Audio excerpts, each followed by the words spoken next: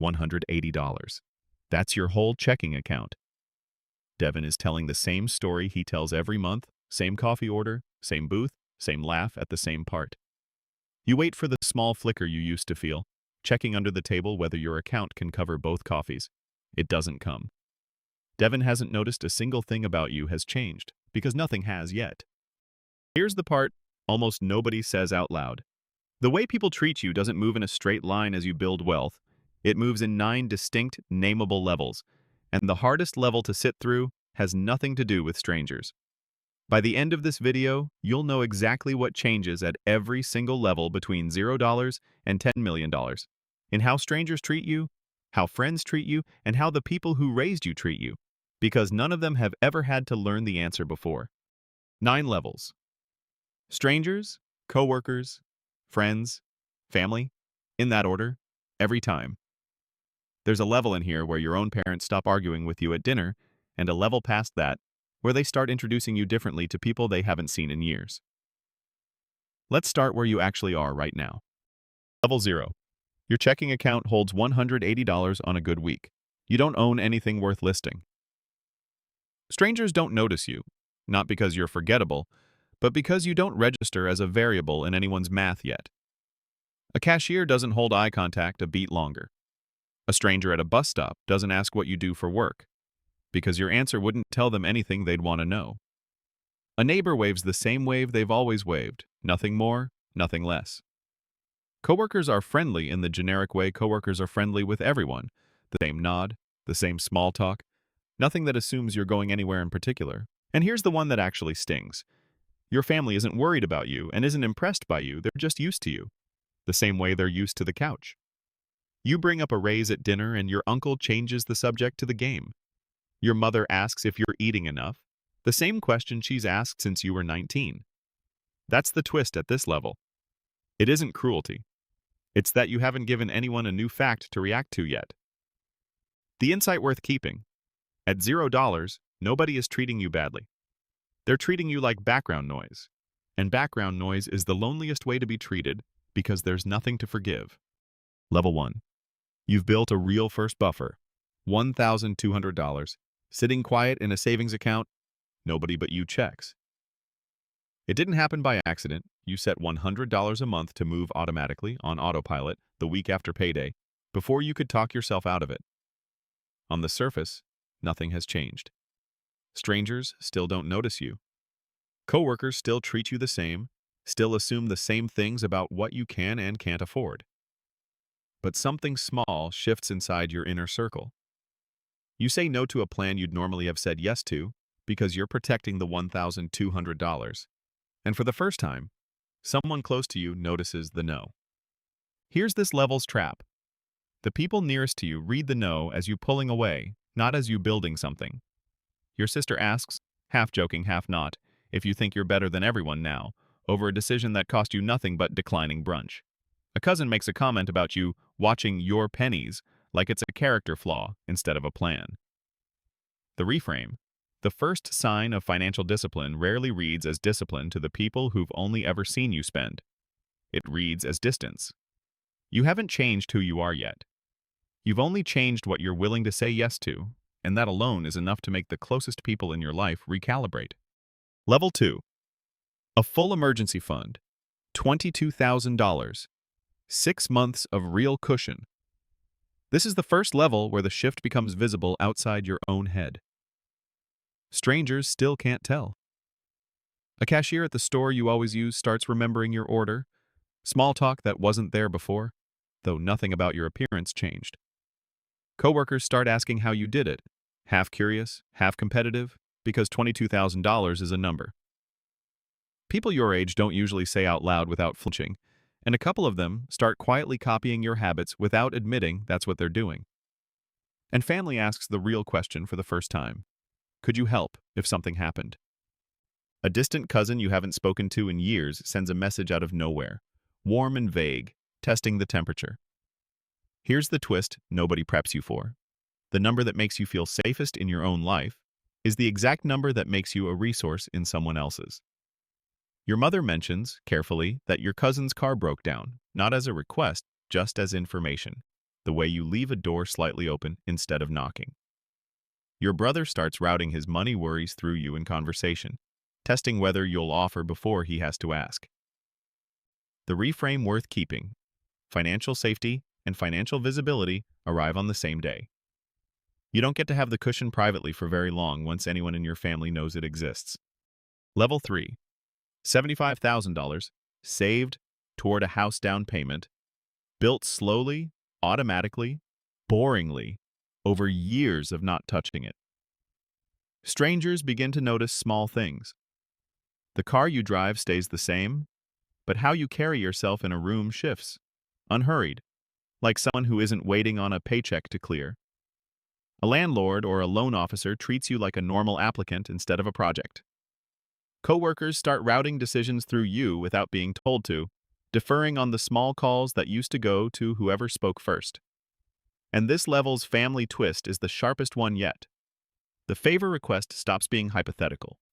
Someone close to you needs real money, not a ride, not advice, actual dollars, and they ask you specifically, because you are now, quietly, the person in the family who can.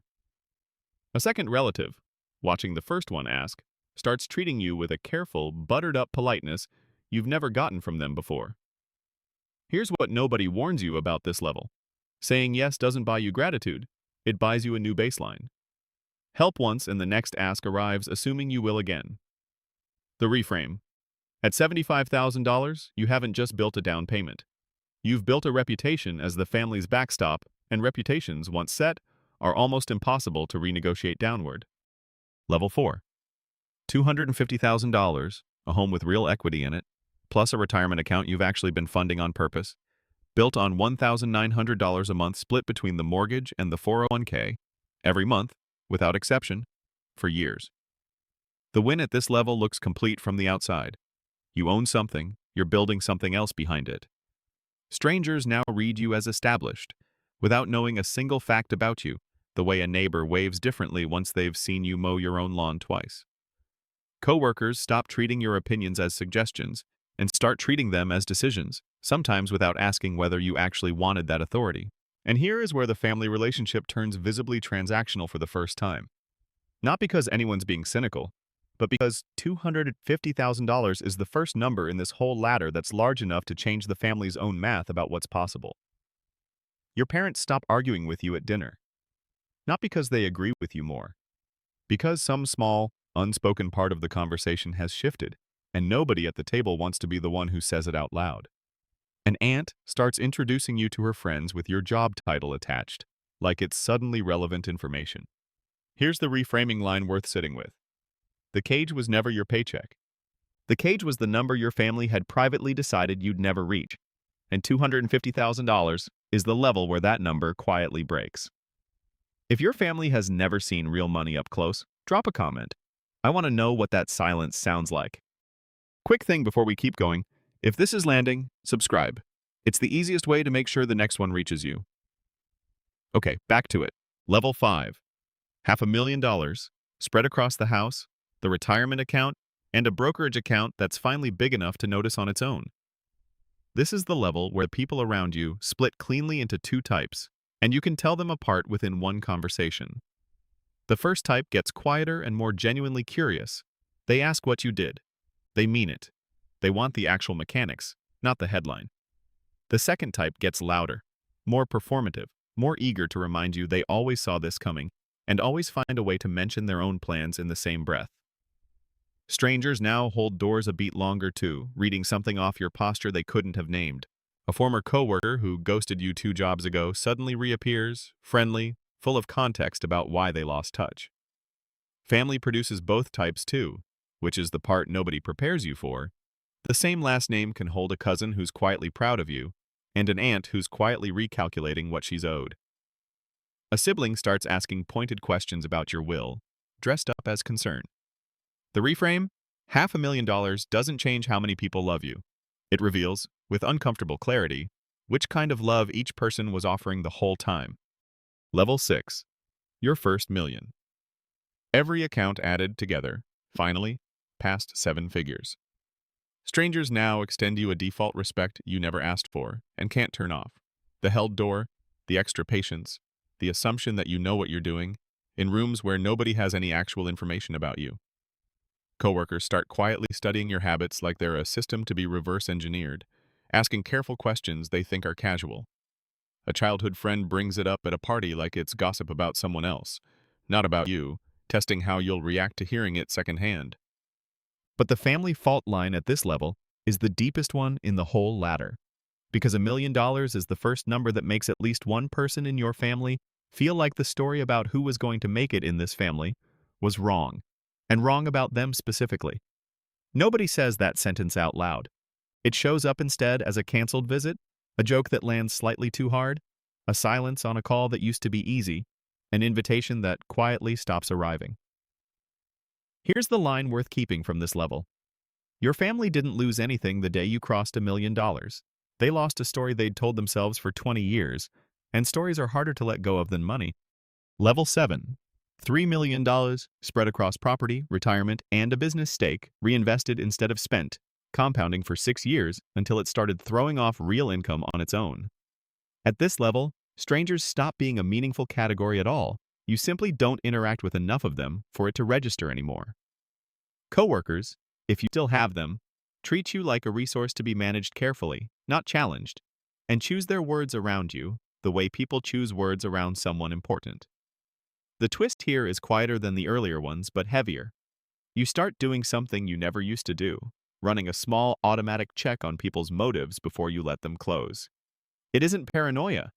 It's pattern recognition, built the hard way, one too many times. And family, at this level, splits again, but differently than at level 5. Now it's not curiosity versus performance. It's proximity versus distance. Some relatives pull closer specifically because of the number, showing up to events they used to skip. The ones who genuinely don't care about it become the only people you can fully relax around, and you start noticing exactly who those people are. The reframe. Your edge at $3 million isn't that you can spot who wants something from you. It's that you've finally stopped needing anyone to want nothing from you in order to feel secure. Level 8. $10 million. This is the level where the pattern finally completes itself, because now everyone remembers your name. Strangers who'd have looked straight through you at level 0 now hold eye contact a half second longer, unconsciously reading status off nothing but how you carry a room before they've learned a single fact about you. Coworkers, employees, partners, all of them route around you the way water routes around a rock. Careful, deliberate, never quite direct, choosing their timing before they bring you anything. And family has, by this point, mostly stopped asking for anything at all, which sounds like relief, and is actually its own kind of undercut. The relatives who used to ask for help now perform a careful, respectful distance instead, because at $10 million, the family isn't sure what currency it's supposed to use to reach you anymore, so several of them simply stop trying. A few keep showing up exactly as they always did, unimpressed and unchanged. And those become the only relationships left that feel entirely real. Here's the insight worth carrying out of this whole video. At $0, you were invisible because you had nothing to represent. At $10 million, you risk becoming invisible again in a completely different way because you've become too large a fact for some of the people who love you to know how to stand next to. The number changed how the world reads you. It never once changed what the people closest to you actually needed from you, which was never money in the first place. So here's the full arc, said plainly. At $0, you're background noise. At $1,200, the people closest to you. Notice the first no. At $22,000, you become a resource before you become anything else. At $75,000, you become the family's backstop, whether you agreed to that job or not. At $250,000, the argument at dinner quietly stops because the number your family privately decided you'd never reach just broke. At $500,000, you learn to tell the two kinds of people apart. At $1 million, someone in your family loses a story about who was supposed to make it. At $3 million, you stop needing anyone to want nothing from you. And at $10 million, everyone remembers your name, while some of the people who knew you first quietly stop trying to reach you at all. None of this happens because money makes people worse. It happens because money is the first honest signal most people have ever gotten about what they actually wanted from the relationship. And most people, including the ones who raised you, have never had to look directly at that signal before. You are not responsible for managing everyone's reaction to your own progress. You are only responsible for noticing, clearly, which relationships were never about the number at all, because those are the only ones worth protecting on the way up. The ones who stayed exactly the same at every single level, those are the ones worth telling first. If you want the Quiet Wealth Field Guide, the checklist for staying grounded and clear about who's actually in your corner at every level, the link's in the description, it's free. Drop a comment with the level that sounded like your family. And if you want to see what this same climb looks like from the very bottom, the video right here walks the first level in full.